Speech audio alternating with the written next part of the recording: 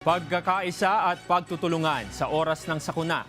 Ito ang naging layunin ng mga volunteer na handang maghatid ng tulong sa mga pamilya na naapektuhan ng lindol sa Mindanao. Ito ay kahit ang ilan sa kanila ay biktima rin.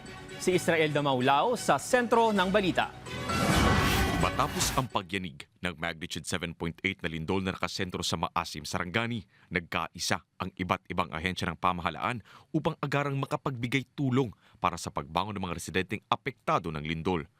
Nagkaisa rin ang mga volunteer groups sa pagtatayo ng isang relief mobile kitchen group at community pantry mula sa Davao City papunta sa Sarangani upang makapagbigay ng mainit na pagkain sa mga residenteng naapektuhan ng kalamidad. Nabigyan din nila ay ang mga pamilyang nananatili muna sa labas ng kanilang mga tahanan dahil sa takot sa mga aftershocks. Ayon sa grupo, ang kakulangan sa potable water o malinis na inuming tubig ang isa sa pinakamalaking suliraning kinakaharap ng mga apektadong residente sa Sarangani.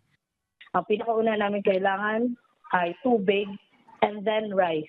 So really, in order to survive, they need to drink potable water kasi kung inom sila ng yung maraming tubig, nagkaka-LBM, lalo na yung mga bata nagkaka-LBM.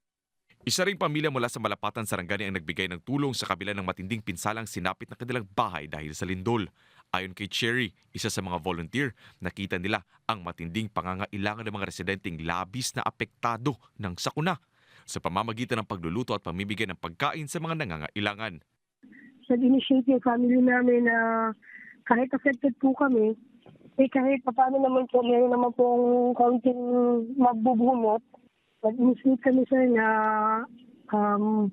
bili kami ng mga bigas, ng tubig, pamigay din sa mga tao na most affected po, yung nawalan po talaga ng bahay, walang pagkain, walang tubig.